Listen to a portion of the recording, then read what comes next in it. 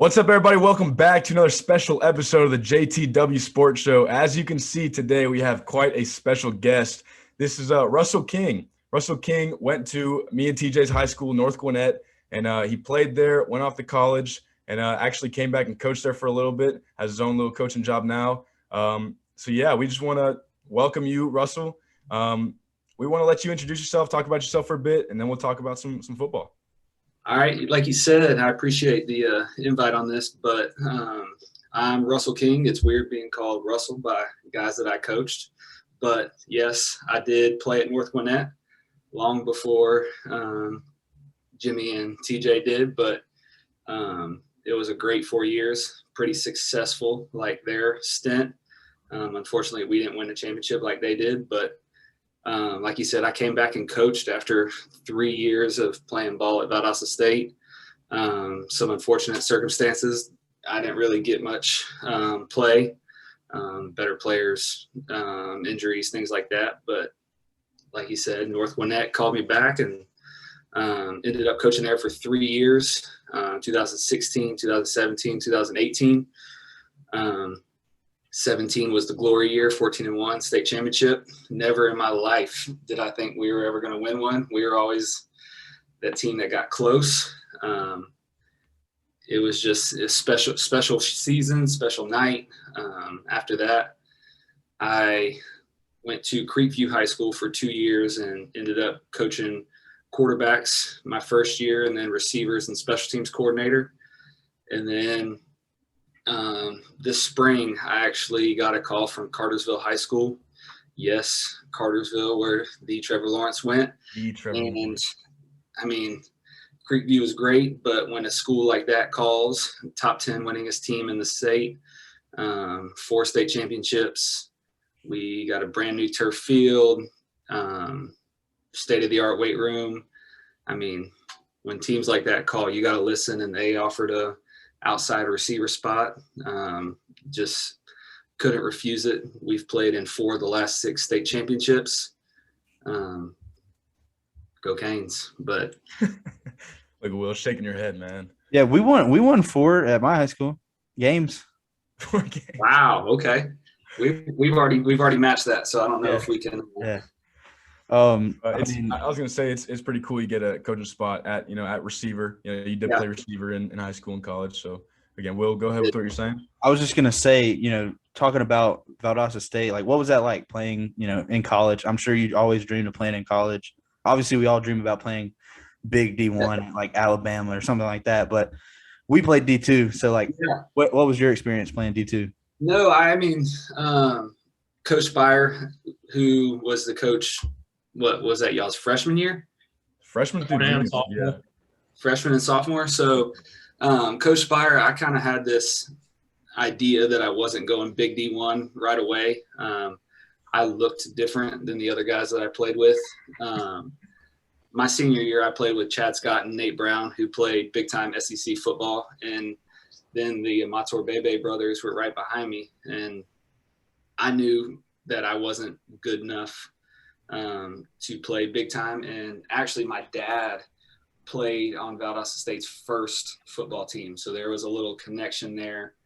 But everybody talks about football is football and playing college ball is the same and all this kind of stuff, the 1% of the 1%. But Valdosta State was an experience. The year before I got there, we won the national championship.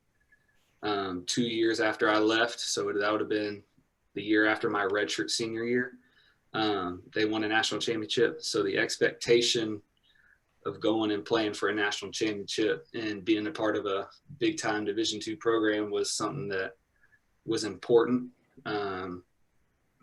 We weren't very successful my first year, but I mean, we went to the regional semifinals two years in a row. And I mean, I wouldn't trade it for the world. Everybody says, oh, the swag and all this kind of stuff, national championships. We got a gray T-shirt and a black pair of shorts, and we had to return the socks. But that's what made us special. Like we knew what we got, and we worked for it. And it's a bond. Y'all guys have it. I'm getting married in March, and 4 of my closest teammates are going to be in my wedding. So, Yeah, congrats on that, by the way. Wedding planning, football season, it's all great. So going off of you as a player, now a coach, what is the difference for you from preparing as a player to now preparing as a coach for a game?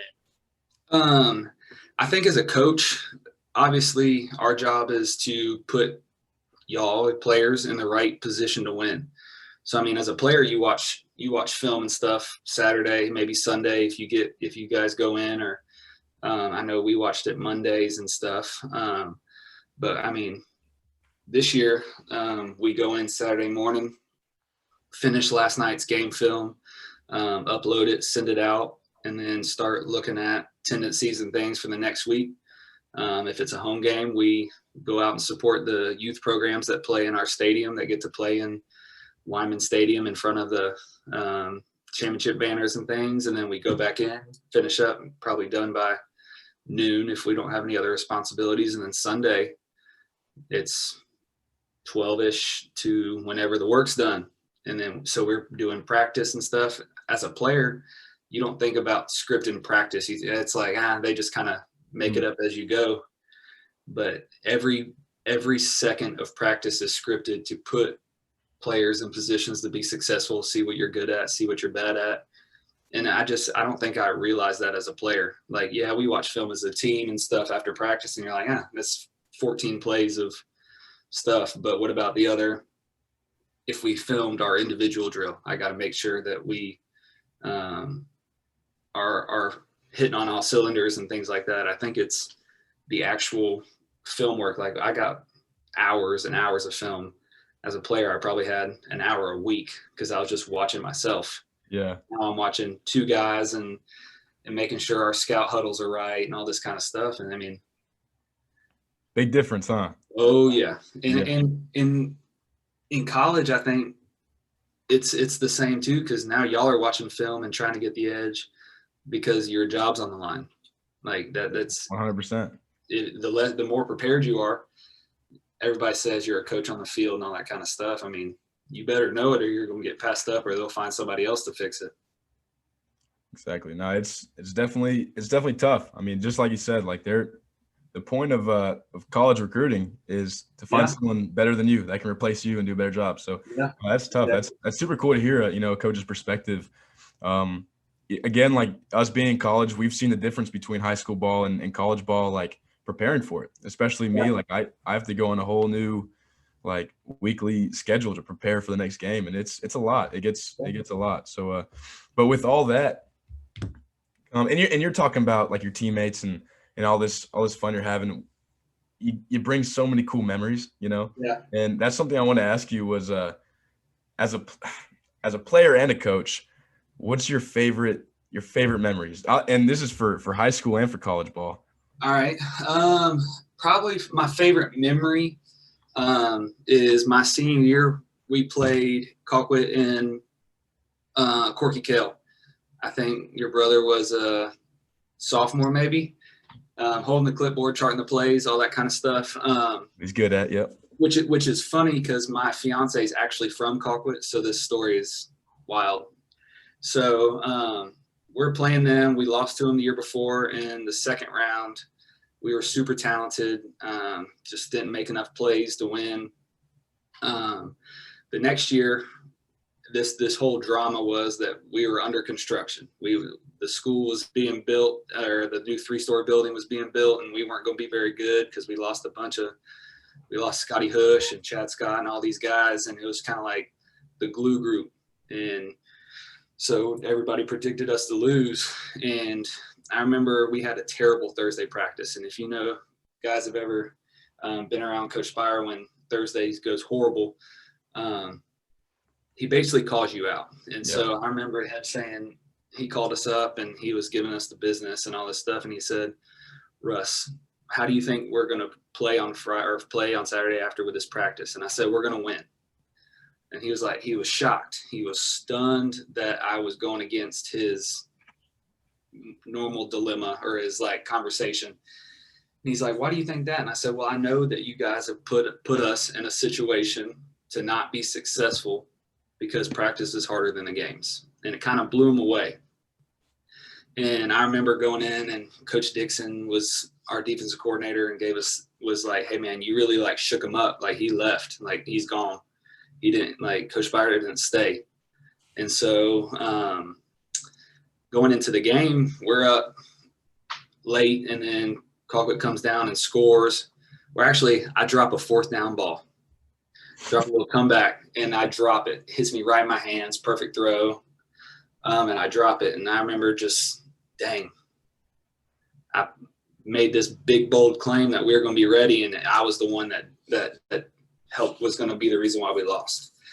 Well, we get a defensive stop, and we always practiced no timeout field goal, and I was the holder. And so my best friend growing up was Michael D'Angola, and he was the kicker. And we go out there with like 11 seconds left, and I snap the ball with 1 second left, and we win the game. And I mean, that story would be fine with just me going against Coach Spire, but the whole build-up is what makes it special as a player, because, I mean, it's one of those things. When you're the underdog and you do it and you call your shot, I mean, it's special. It really is. Yeah, no, that's awesome. That's super sick. Yeah, dude, Michael D'Angola, he was a dog. He was the fastest kid on the field. He was a lefty kicker and had no idea how good he was. Yeah, that's for sure. Speaking of kickers, go into a little NFL talk. Justin Tucker hit a new NFL record 66-yard field goal. Game winner, just like you're talking about. Game winner. Yeah, I saw it. So we have 2 coaches on our staff that are Lions fans, and we just got out of our staff meeting, and they're like, there's 35 seconds left, and they were both like, it's still plenty of time to lose the Lion way. And we're like, no way. And then so we put it on the TVs, and he bangs through that 66-yard, and you're like, no way. There's no way they called it, that they were going to lose. And when you're the GOAT and you can push through a 66-yarder, I mean, it's special. Yeah, no, that's talent right there. The fact that he hit a 66-yarder itself is insane. The fact that it's a game winner against the Lions, like that's so much more. That's crazy. Yeah. So we got a bunch of big plays, big stuff that went on this NFL week.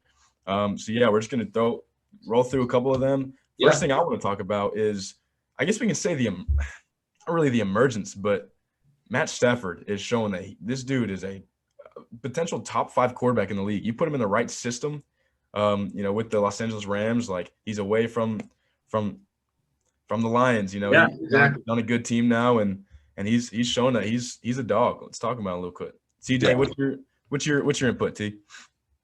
Well, I've said this since he was at Georgia. He had the potential to be great. Lions didn't give him that. They never gave it to him. And now he's on a team that everyone's going, all right, they could be Super Bowl contenders. And I think they truly can be. Will, you predicted it when we made our preseason predictions of who's going to the Super Bowl. You said it. Rams are going. I was like, But, I mean, he's consistently made that offense better than Jared Goff ever could have. And now they're winning big games. And if they keep winning, I think they can win the whole thing. Yeah, I mean, it's still earlier in the season. I mean, they're one of the 3-0 teams, as we talked about. Me and Jimmy had a conversation the other day. We were like, through 3 weeks, who's the MVP of the NFL? And I said Derek Carr or Matt Stafford. I mean, both of Derek Carr, he has the Raiders looking good at 3-0, but Matt Stafford, I mean, he's like you said, since Georgia, he's always been good. It's just with the Rams, with the Lions, he was so limited in the weapons he had, what he could do on offense. Their defense was always terrible. I mean, I think we can all admit the Rams probably have, if not the best, a top 3 defense in the league. I mean, they're a very good team. That's why I picked them to go to the Super Bowl and even possibly win it. Yeah, and it's something that we talked about before. We were talking about how the Rams with Jared Goff, and no bash on Jared Goff at all. He's been playing pretty decently in Detroit. Detroit's Detroit. Let's be honest. Yeah, no, they're rough. It's rough, but you give one of the best defense in the league, who made it to the Super Bowl the other year, like a good quarterback, a possibly top 5 quarterback now, they're looking unstoppable. They look like the best team in I the league. mean, they made it to the Super Bowl and then scored 3 points in the Super Bowl. So, Yeah. I mean, now they have an offense. Yeah. I think my thing is like the Lions, when he was at the Lions, they didn't have a run game.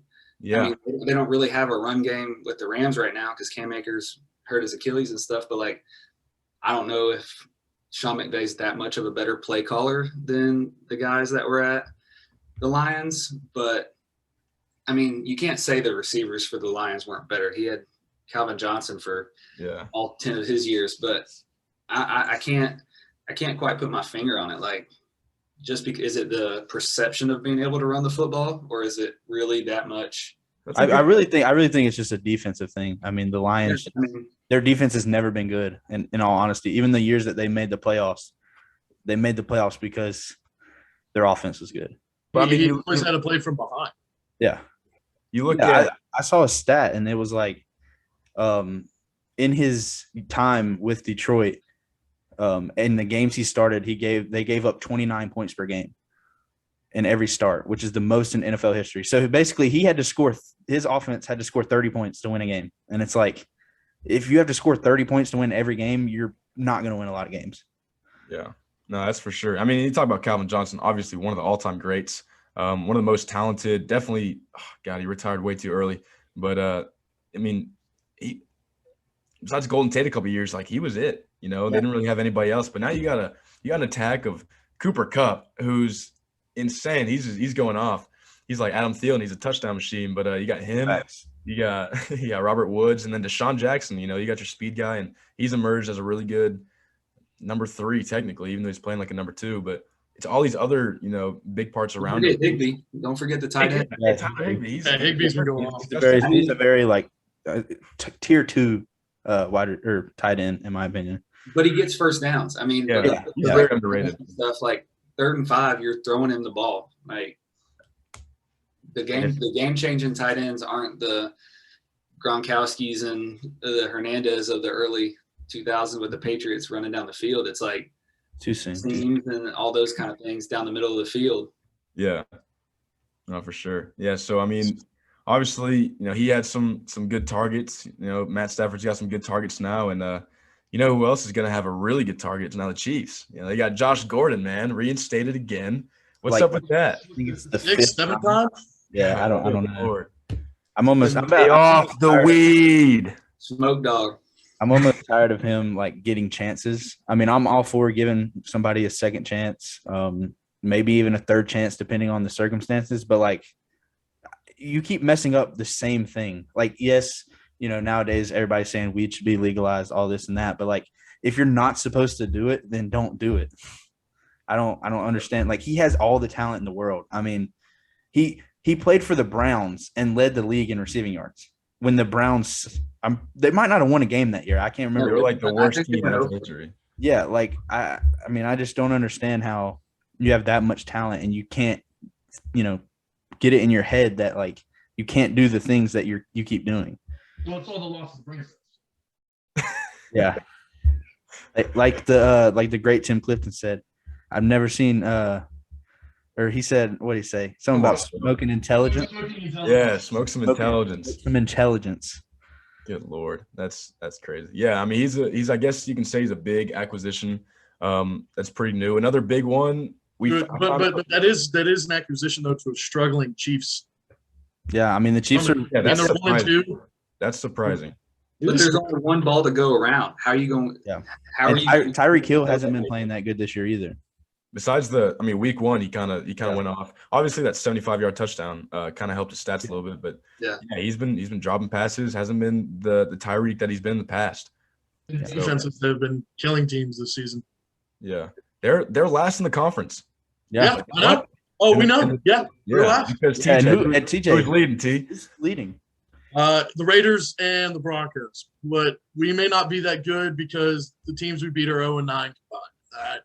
But you I still don't make the schedule. We just play the games. You still beat them. That's all that matters. Exactly. Hey, it's the NFL. Anybody can be beat any week. Yeah, unless you're that 0-16. Including the Bucks. Including the Bucks, who is the other, you know, the other team with a big acquisition, and that's Richard Sherman, you know, known as one of the top corners a couple years ago. And I don't know what they said to him, they probably just said, "Look, we got Tom Brady," but they got. No, I read into it. Tom called him. He came out in the interview and said, he goes, "If Tom's calling, you're not putting the phone down. Like, you're going to answer that call." Tom He Brady's said Tom called him. turning into LeBron, recruiting everybody. I mean, do you blame him? He's going for his 8th ring.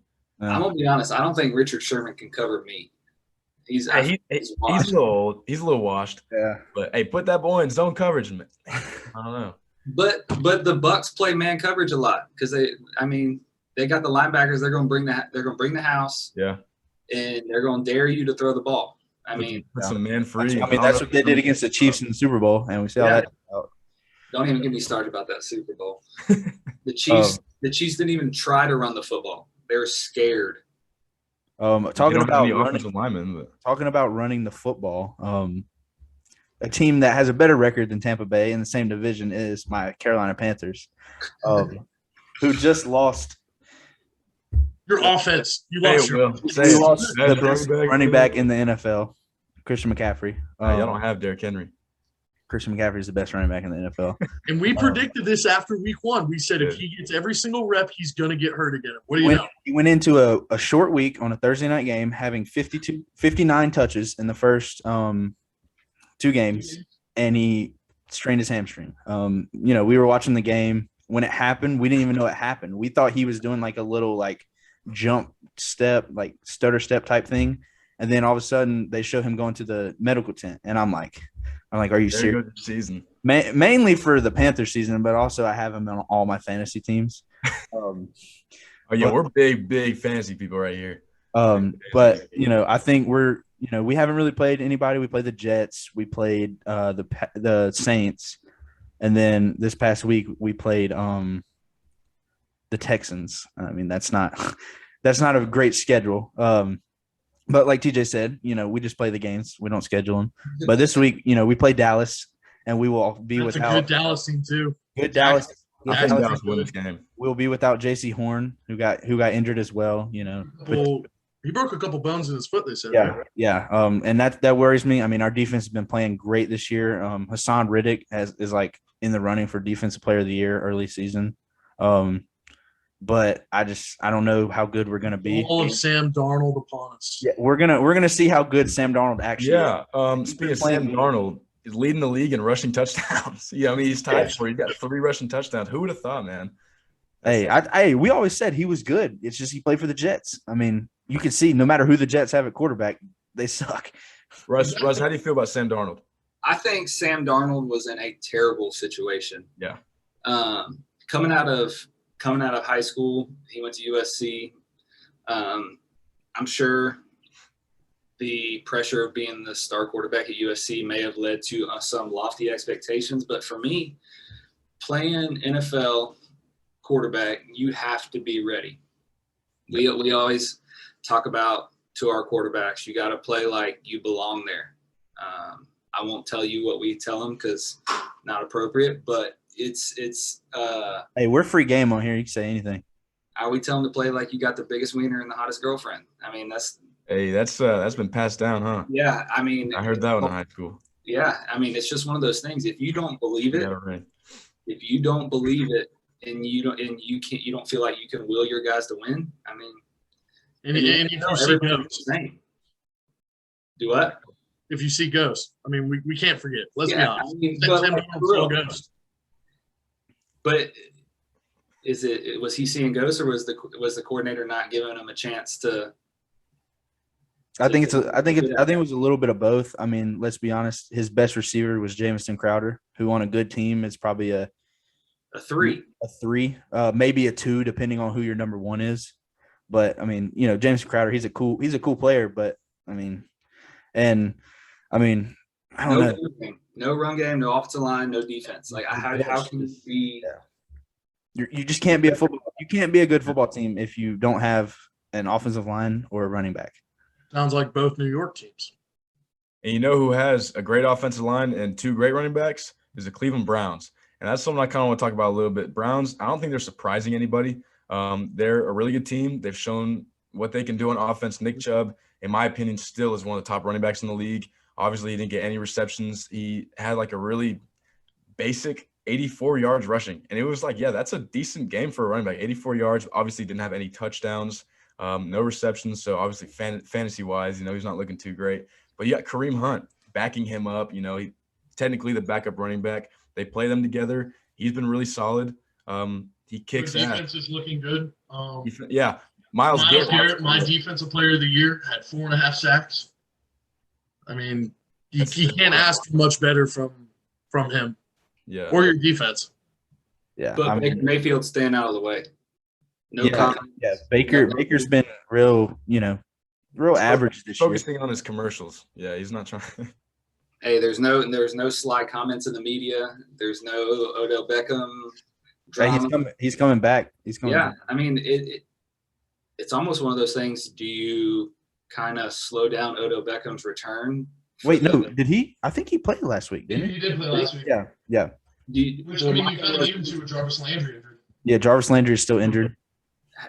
Does that mess up your chemistry, or do you have? See, I mean, he's been there at practice and everything. I don't know. He's always been like as great of a talent he is. He's always had trouble with his name, and I think he can still come back and be a top.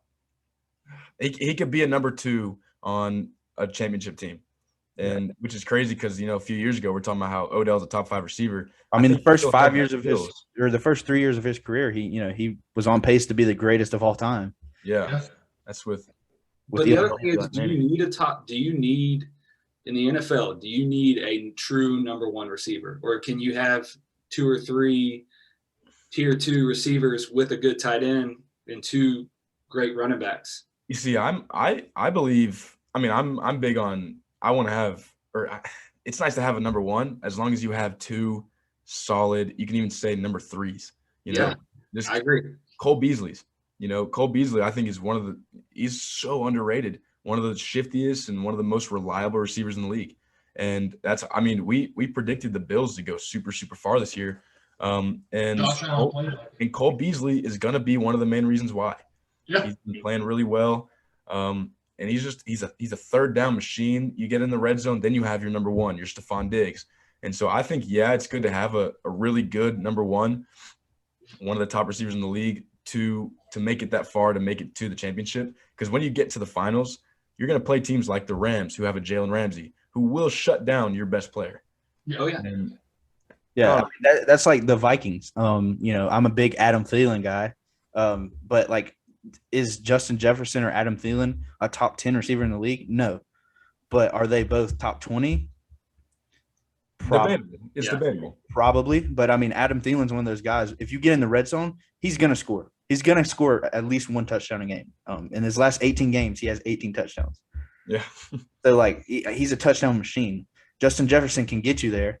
Adam Thielen finishes off the job. I mean, like you said, you can have I think you can have 2 really good number 2s. And if you have a great running game to go with that, then, for instance, right now, the Tennessee Titans, Derrick Henry's probably the second best running back in the league. Yeah, he's probably the best, yeah. Behind McCaffrey, But and then AJ Brown's not I don't think he's a number 1. And at this point in Julio's career, I don't think he's a number 1 anymore. But they can both, be great number 2s. So my thing is with how we do things, we're really, really deep at our receiver group this year at Cartersville. But we know we have guys that can win 1 rep. So when you get in the red zone, it's 3rd and 5, and you got to go score to win the NFC Championship to go to the Super Bowl. Some of these teams have that one guy, they got the Stephon Diggs, or you're going to go to Adam Thielen on 4th down. Is Odell Beckham still that guy?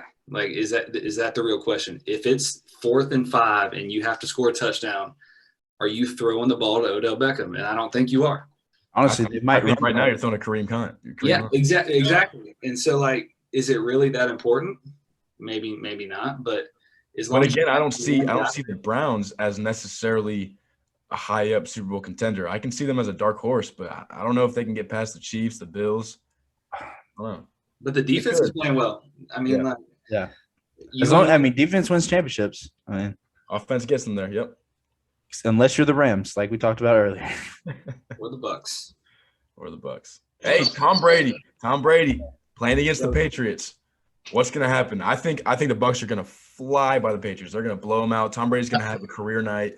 I bet Tom's about to do to them what he did to the Falcons. He's just going to throw 5 touchdowns, call it good, walk away with a win. All right, that hurt a little bit. Also, I'm pretty sure they set this game up because Tom Brady, I'm pretty sure if he has a certain amount of passing yards, he will be the NFL's all-time leading passer. He'll pass Drew Brees. I think he needs like 330 or something. Yeah. So, and you know, they talked about how the NFL set that up, like, because they looked at his averages and everything, and were, he's going to break it week 3 probably. So they made it to where he could break it against the Patriots in Foxborough to kind of like rub it in their face. I think it's going to be awkward. Like, I don't think he's going to play that well. Really? Yeah, I don't think. I mean, I bet they win, but I bet it's a little closer. I mean, could you imagine after 14 years or however long, 19 years, to go back somewhere and then to have the chance to break a record? Do you think they boo him? No, I don't know. That's going to be. I don't know because the way he left was kind of like it was kind of shady. Yeah, he kind of kept. Good for him, man. He got a ring. He proved that. No, I have no issues with it. Yeah, but I mean, I think he maybe gets a little half and half. Some people boo him. Yeah. But, you know, the true Patriot fans, they're not going to boo Tom Brady. It's a boo, but like a respect boo. You know. Just like, a boo. You have to. He's going to get booed just so they can boo somebody. Yeah. Also, I think Bill Belichick's going to want to go in there and be like, look, I can still be, you know, the best coach in the league without Tom Brady. I know. I think Brady quite clearly proved that he was the reason they're winning all the games. Yeah. But I think but you just talk about how Brady's there for, 19 years. He has seen everything. Mm-hmm. And he is prepared against that defense his whole life, longer than we've been alive almost. That's wild. Oh, that's wild. But the thing is, isn't Matt Patricia back there as the defensive coordinator?